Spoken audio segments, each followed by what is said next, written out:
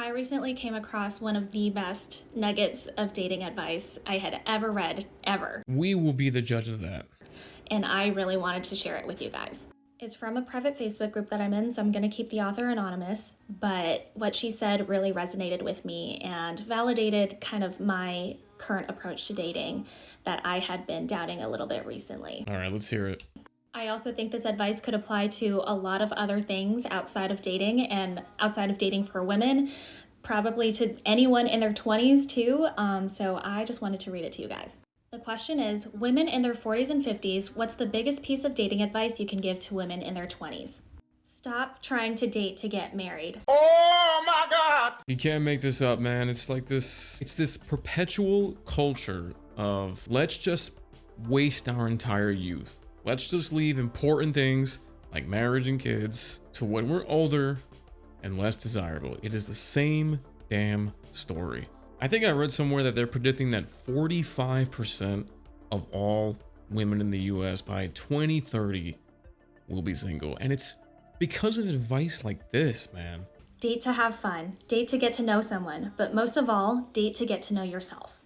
It's like, I understand what she's trying to say, right? You may not know exactly when you're young what kind of preferences you want in men, what to look for, but this is something that you don't necessarily need to get trauma and experience to learn these things. You can learn these things by observing other people and their experiences, whether it's through friends or family or just general stories you see on the internet, and then apply it to your own life. It's gonna be a little bit different because when you're in that situation, you've got all sorts of emotions for the person you're dating and whatnot. And so you do have to learn how to manage emotions and logic when you're in a relationship. But you don't have to do that for 10 years or more than that. It's like, I can understand if you do that for one guy or two guys, but 10, 15 in just a long period of time, that's just that's just not exactly a smart way to date.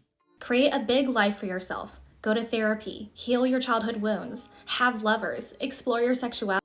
Started off there, good. Had me in the first half. Therapy, find things you like doing. And then complete opposite advice. Have a bunch of different guys in your life to totally mess you up. Does that make any sense? Focus on adding pleasure into your life and love into your heart without desperately seeking for a partner to complete you. And then once again, this piece of advice is antithetical to the second piece, which is to have a bunch of different people in your life. This is so bizarre to me. No one else is going to complete you. You complete yourself. You are whole all by yourself. So love yourself. Love yourself so much you know your boundaries. Love yourself so much that you don't internalize other people's behavior and make it about you. I feel like when you hear the word love yourself in 2022, it usually just results in a lot of selfishness. I know the goal here is to be selfless when you do enter a relationship, but it seems to have the opposite effect. Let me know in the comments if you agree with that or not. It's just kind of an interesting thought. It's not. It's about them. Heal your wounds. Marriage and kids is one way to add love and joy into your life, but it is by no means the best way or the only way. I don't disagree with that, but that's usually said from people who do want that. They're just coping.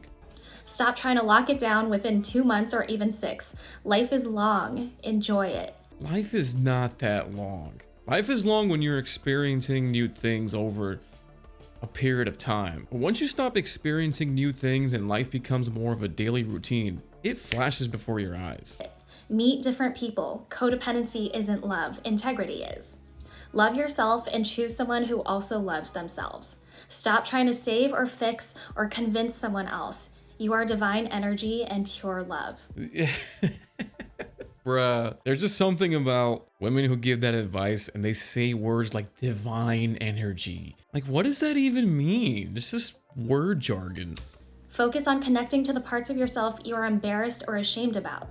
Those places of you need your love much more than a borderline ugly guy who doesn't know how to do his laundry and is too lost to find his way without you turning into his mother. Almost every time you hear women kind of give this kind of advice, they tell on themselves. Gentlemen, I assume most of your friends know how to do their laundry. It's not even a question. What does that say about kind of guys they keep choosing? When people show you who they are, believe them. The more you overcompensate for someone else, the less energy you have for yourself. Let's be honest though, this woman who's giving this advice, she's saying that because for however long, I don't know how old this woman is who's giving advice, but she probably continues to make that mistake over and over again. She sees a red flag, just ignore. It's not their fault if you get lost in them, it's yours. Take responsibility and accountability for your own healing, and you will live a life filled with joy, passion, and fulfillment. That's not bad advice, but the advice she said earlier is, it gives the opposite effect. It just adds more trauma. It's like she's halfway there. And then the other stuff is just word jargon. You can't make this stuff up, man. This day and age, boys, you gotta be more careful than ever. All I just want to say is that I wish I had someone to tell me this years ago.